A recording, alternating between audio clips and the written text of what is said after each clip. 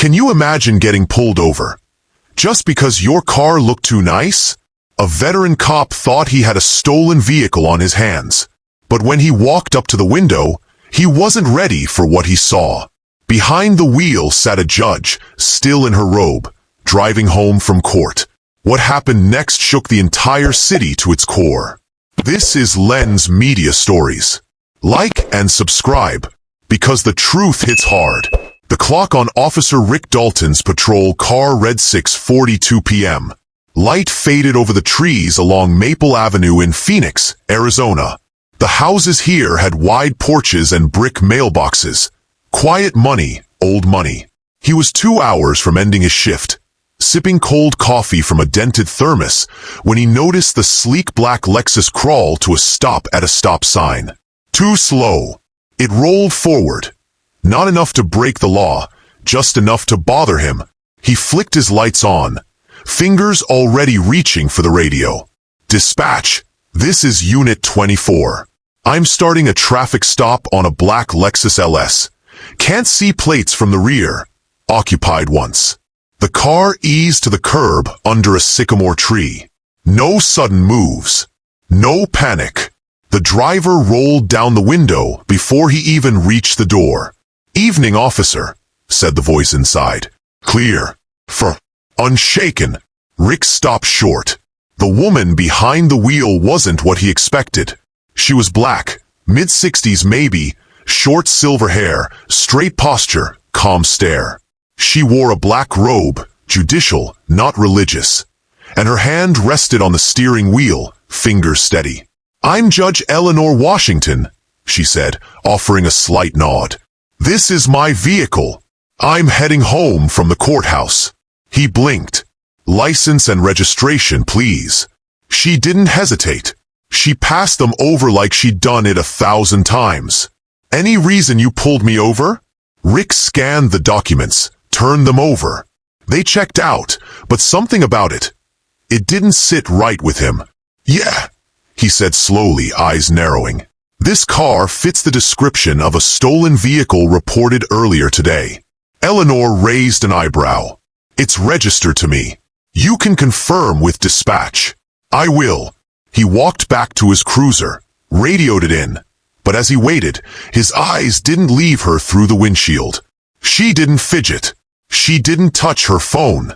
Just sat still, watching the sky grow darker. Dispatch came back.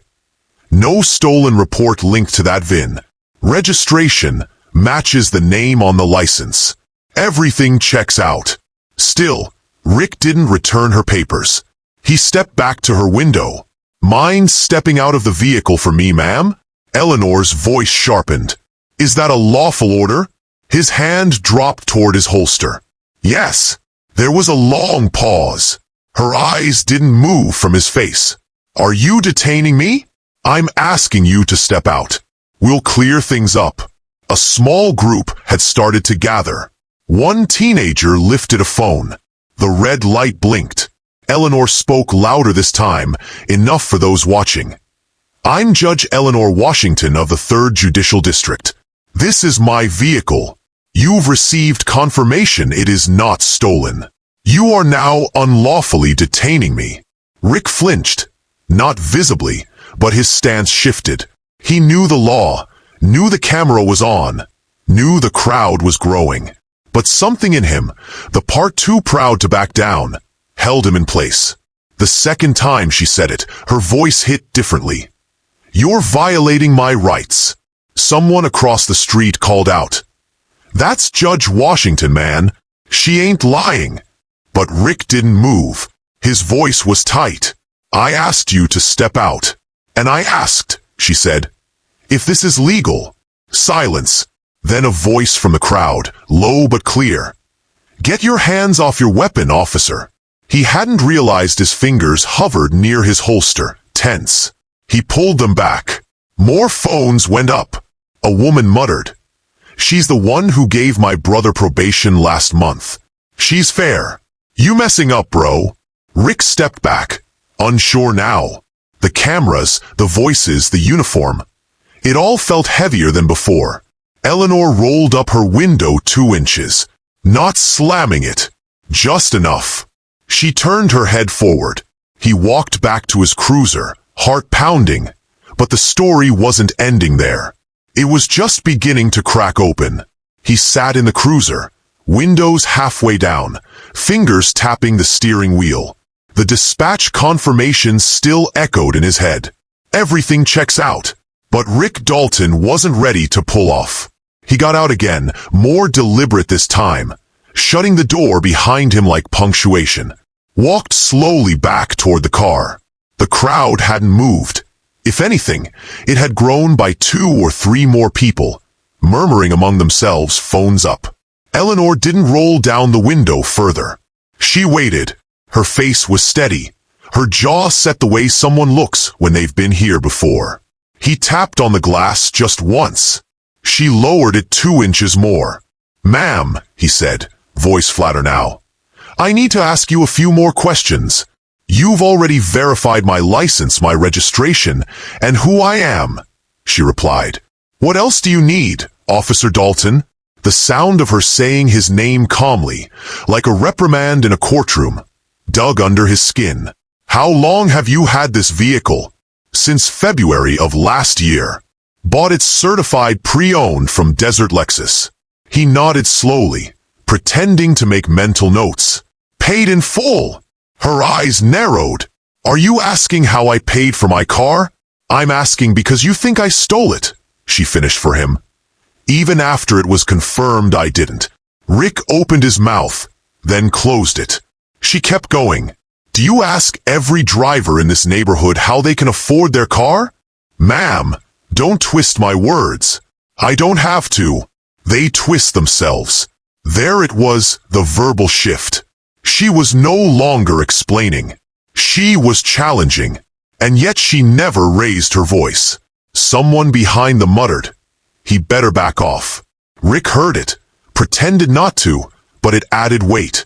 So did the red light on the phone across the street, still blinking. Eleanor looked out the window, then back at him. "Do you know how many hours I've spent this week in courtrooms? Mediating disputes? Signing warrants? Ruling on bond hearings? You think after all that, I clock out and decide to boost a Lexus off Camelback Road?" He felt small. Still, he asked, "Is this your only vehicle?" Eleanor leaned her head against the window frame. "That's the 4th time you've implied I shouldn't be driving this car." "It's not personal," he lied. "Sure it is," she said quietly. "You don't see me, not really. You see a possibility you've already decided is true." He looked away, at the grass, at the curb, anywhere but her face. "You don't get to carry a badge and walk around with that kind of certainty," she continued. "Not when it's wrong. Not when it puts lives at risk." His chest tightened. The line was getting thin, and he felt it. Eleanor softened, just enough. "You could have run my name and been gone 10 minutes ago. But instead, you're still here, asking how I bought my own car." He didn't answer. He couldn't. Then another car pulled up behind the crowd. A second patrol unit.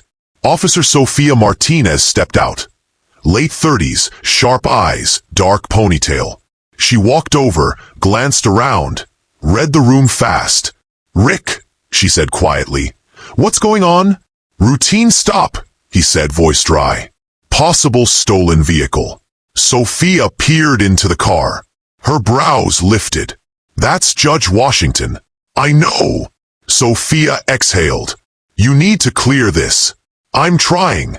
"No," she said gently but firmly. "You're not." But even as help arrived, the moment was already past saving, and the damage had begun to spread.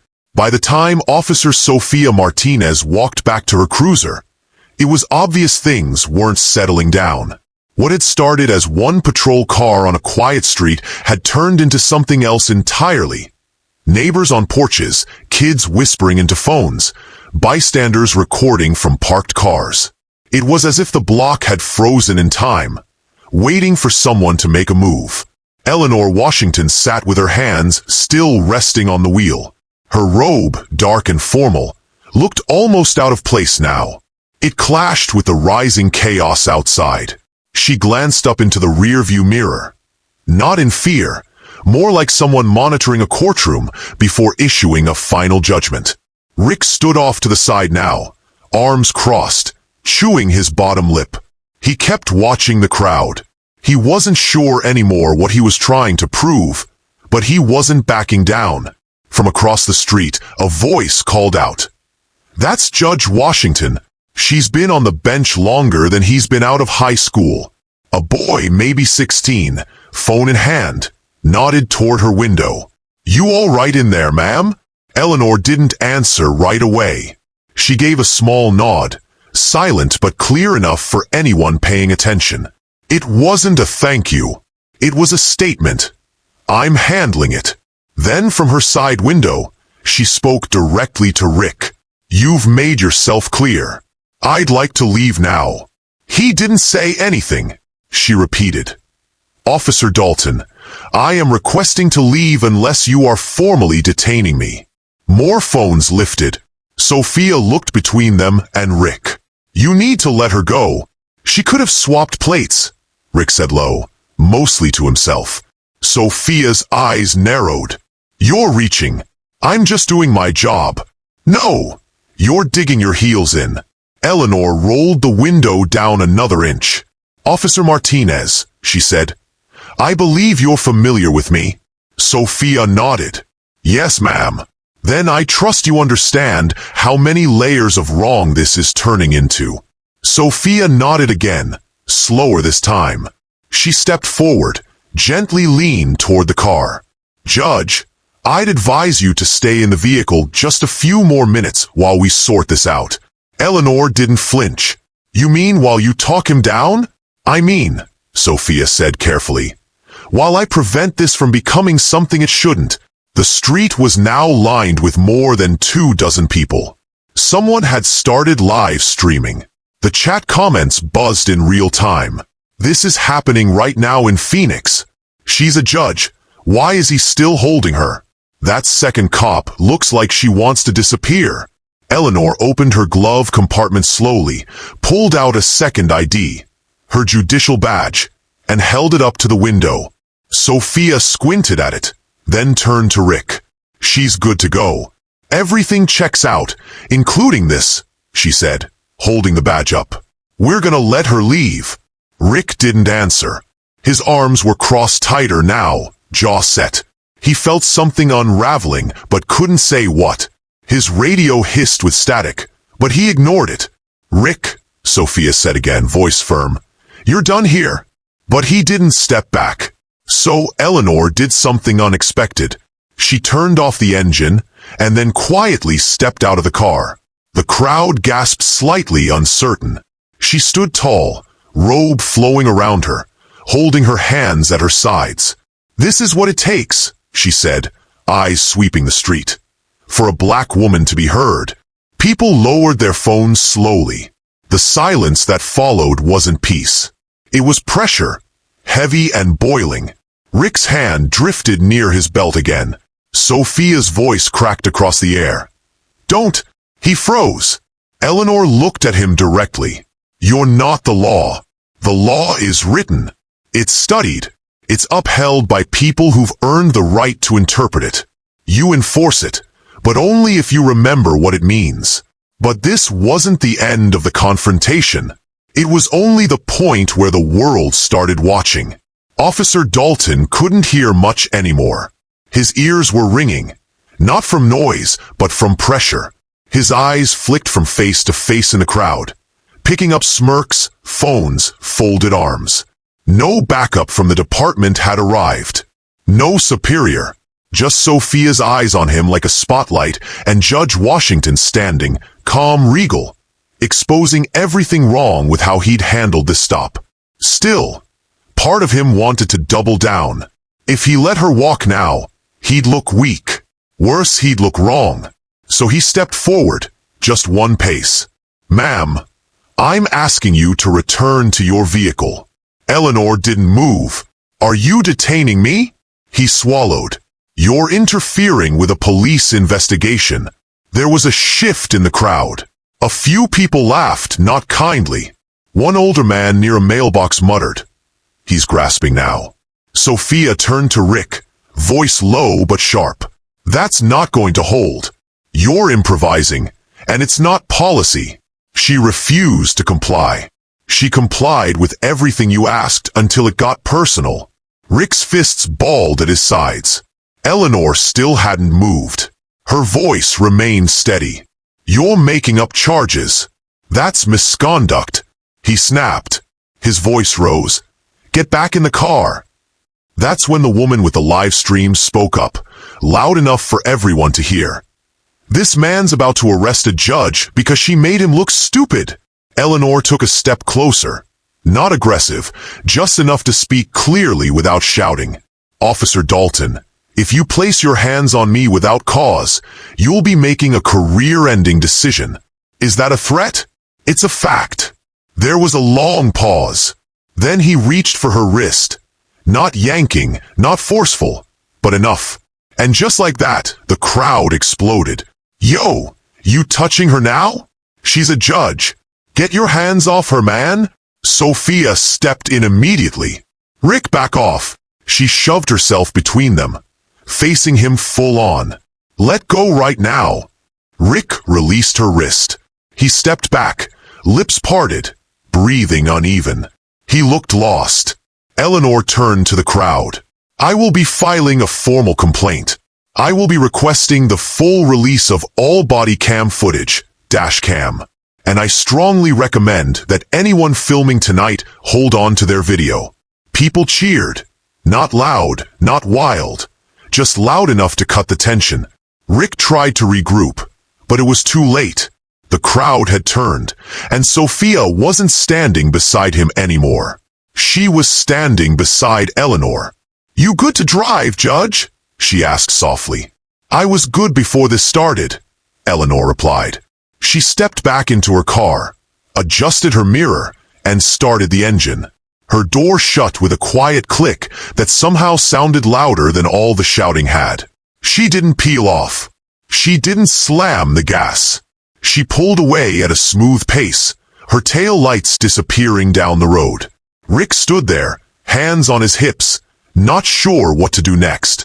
Sophia finally broke the silence. "You just tried to detain a sitting judge over a car she owns, and a hunch you can't prove. I thought it matched. You escalated it.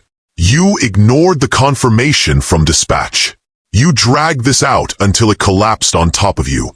He turned toward her. "You siding with her?" "I'm siding with the law." "You didn't follow it." He looked away, chewing the inside of his cheek. Someone across the street yelled, "Better get ready for the lawsuit." And just like that, the tension shifted from heat to weight. But the night wasn't over.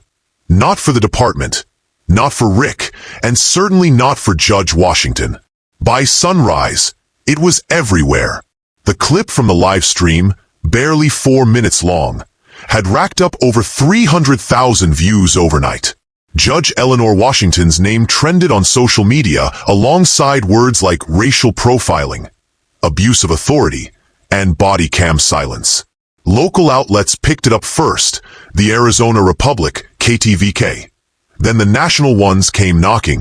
Inside the Phoenix Police Department, the mood was grim. The morning briefing room, usually filled with small talk and burnt coffee, was dead quiet. The chief, Marcus Johnson, didn't smile, didn't greet. He walked in, slid a printed headline across the table, and said, "This is what we're up against today." It read, "Arizona judge wrongly targeted in traffic stop. Was her robe the real threat?" Rick Dalton sat in the corner, trying not to shift in his seat. Everyone knew. Nobody said it, but eyes lingered longer than they should have. And not just at him. At Sophia, too. The one who intervened. The one who didn't back him up. Johnson looked at Rick. "You filed your incident report?" "Yes, sir." "I read it. Doesn't match what's on camera." Rick didn't respond. "We're initiating an internal review. You're on administrative leave, effective immediately." Silence. Then a small voice. "With pay?" Johnson nodded. Standard protocol. But don't mistake that for support. Across town, Judge Washington sat in her kitchen. Robe traded for a simple t-shirt and sweats, sipping black coffee that had long gone cold. Her phone buzzed constantly. Friends, clerks, reporters, colleagues. She answered none of them. Instead, she scrolled through the video, watched her face from the outside, watched the crowd, the shift in the officer's posture, the moment his fingers brushed her wrist. It didn't surprise her, but it still cut deep. Not because it happened, but because she'd always known it could. She looked up at the framed photo on her fridge. Her father in uniform, a black police officer in Phoenix back in the 70s. He'd warned her. The robe doesn't change how some people see you. They'll look past it. She had believed she could outgrow that. She hadn't. At noon, her clerk, Jessica, stopped by. White, mid-30s, loyal to a fault. She looked nervous walking in, like crossing a minefield. I brought you the docket for tomorrow. Thought maybe you'd want to prep. Eleanor didn't look up. You think I should go in? I think if you don't, they'll say it's because you were afraid. She raised an eyebrow. You think I'm afraid? No, ma'am. I think you're tired. Eleanor let the silence stretch. Then she said, I'll be in court. Same time. Later that evening, a protest formed outside the police department. Not massive, maybe 100 people. Signs read, "Power doesn't equal permission." And who judges the police? Someone had printed stills from the body cam footage, posted them on wooden sticks like billboards. One photo had become iconic already. Eleanor standing tall outside her Lexus, robe catching the wind, eyes locked on Dalton like a verdict. Inside the building, Rick sat alone at his desk, packing up his things into a cardboard box. He'd heard the chants outside, heard his name shouted a few times. He wasn't angry, not like before. He was mostly confused. He'd followed instinct, what he thought was right, what had felt suspicious. Now it just felt wrong. He looked at the photo on his desk. His wife and daughter from last summer, smiling, toes in the sand at Lake Havasu. He wondered how he'd explain any of this to his kid. How to break down a mistake without sounding like a villain. Just then, Sophia tapped lightly on the door frame. You okay? He shrugged. She leaned against the wall. I didn't want it to go like that. But you didn't give me a choice. I know. You ever think, she said, folding her arms, maybe what feels normal to you is what needs fixing? He looked up at her, tired. Yeah, I'm starting to. But introspection doesn't erase impact, and the city wasn't waiting for him to catch up. Before Judge Washington wore a robe, before the courtroom respect and sharp bench rulings, she was just Eleanor Carter from Tempe, Arizona. Her mother taught second grade for 31 years. Her father, Thomas Carter, wore a patrolman's badge that barely paid the bills. He stood over 6 feet, spoke softly, and came home quiet. Eleanor remembered one night in 1982 like it was yesterday. She was 17, headed to her weekend job at the Safeway when a deputy stopped her for what he called suspicious behavior. She was walking alone with a paper bag of snacks and a textbook. The deputy made her sit on the curb for 30 minutes, asking over and over where she lived, what she was doing, why she didn't have ID. She did. She showed it 3 times. It didn't matter. Her father showed up, furious but composed. Told her not to cry. Not in front of them. Told her some people don't want to believe you belong in certain places. Your job is to remind them you do, without yelling. That stuck. She'd spent decades working twice as hard, checking every box, building a reputation brick by brick. Undergrad at Howard, law degree from Northwestern. Years as a public defender, then a slow, steady climb to the bench. She had a reputation for fairness, strict but never cruel, and always precise. No room for error. That's how she'd survived. But after that traffic stop, Survival didn't feel like the point anymore. She thought about that as she watched the city change around her. Billboards with her face, ones that had once celebrated her appointment, were now splashed across news reports as symbols of something bigger. In one interview, a legal analyst said, "Judge Washington represents a painful paradox. She is the law, yet not immune to how it is selectively enforced." At a coffee shop near Scottsdale, two students argued at a back table. One, a white political science major, said Dalton made a mistake, sure, but it didn't mean he was a bad cop. The other, a black sociology grad, said it wasn't about Dalton. It was about a system where a judge could be mistaken for a suspect simply by sitting in her own car. People debated the same points in living rooms, offices, barbershops. The question wasn't just what happened, but why it keeps happening. Meanwhile, Rick Dalton sat on his back porch in North Phoenix, flipping through his own memories. He wasn't raised to be a bully. His dad was a fireman. His mom was a nurse. He didn't grow up hating anyone, but he had grown up hearing things. Things like, don't let your guard down in certain neighborhoods. People will lie to you before you even ask the question. Better to be safe than sorry. He used to think those were just cautious sayings. Now they sounded like quiet rules, passed down without challenge. He remembered the academy, the drills, the lectures, the emphasis on compliance. But not once had anyone talked about what it meant to be wrong. He thought back to the look in Washington's eyes when she said, "You don't see me." He hadn't, not then. He saw a possibility, a stereotype, and the badge made it feel okay to act on that. Now he wasn't sure what the badge gave him anymore. He looked over at the table beside him. Washington's court testimony was scheduled in 2 days. He wasn't expected to attend, but he thought maybe he should. But public consequences aren't the same as private reckonings. And both were coming fast. It was about something bigger, older, and harder to untangle. The footage played, silent, on a monitor. There was no narration, no commentary. Just the moment, the stop, the tone in his voice, the way she explained and explained again. The hand near the holster, the wrist grab. At minute 11:17, the screen flickered. A 40-second gap. Silence. Committee Chair Victoria Sandoval, a retired judge from Tucson, paused the playback. "Officer Dalton," she said, adjusting her glasses. "Can you explain why your body cam audio dropped during that section?" Rick cleared his throat. "I don't know. Might have been a malfunction. Are you aware that your department logs show your hand brush the mute toggle at that exact time?" He didn't answer right away. "Yes," he finally said. Victoria leaned forward. "So the footage goes quiet the moment things escalated. That's either extremely convenient or extremely concerning." Rick glanced down. Eleanor sat without expression. Not smug, not angry. Just watching. Later, she was invited to speak. Her voice didn't waver.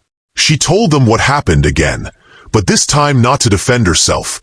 To remind the room that trust isn't just about rules. It's about restraint, judgment, respect.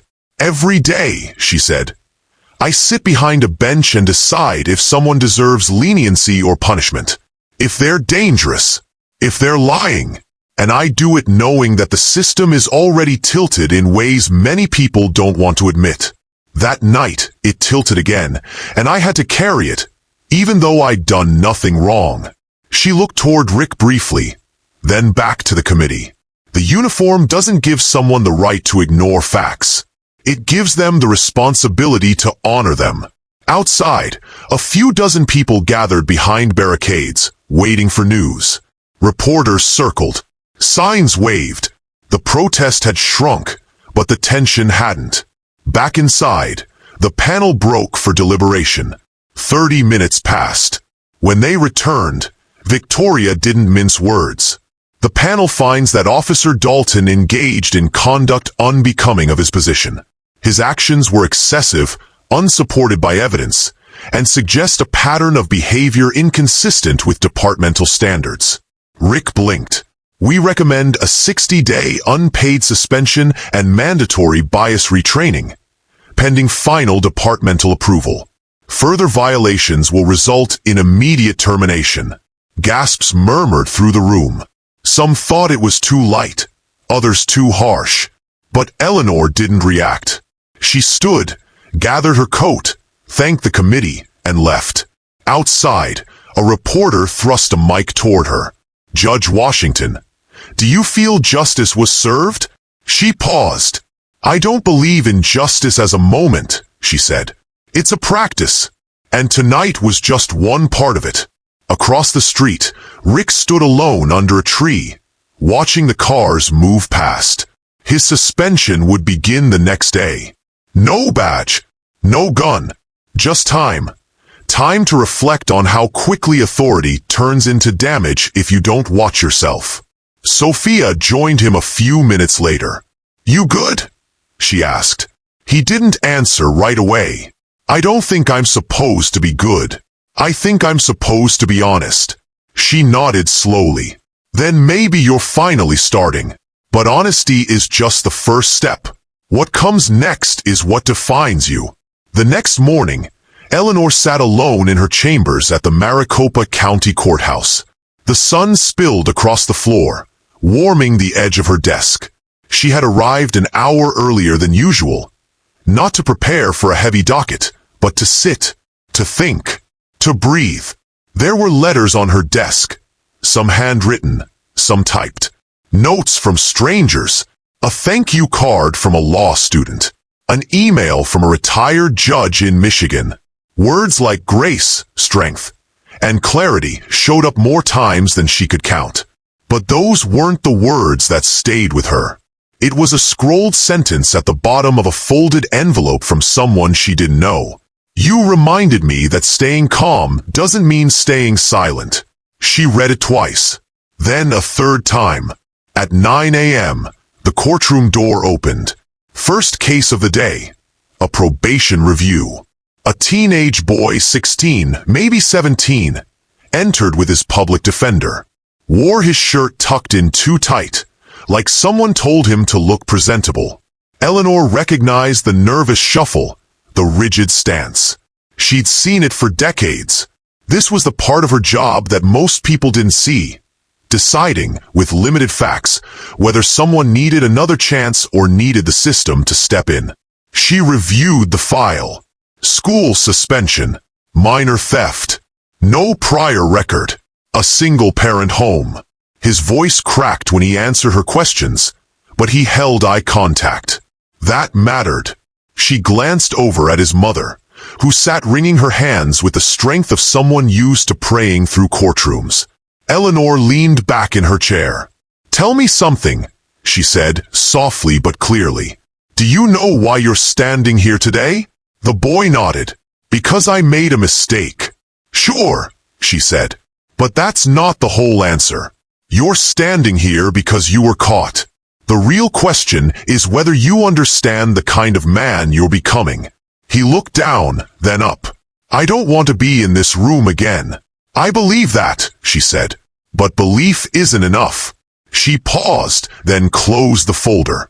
I'm continuing your probation without extension. No jail.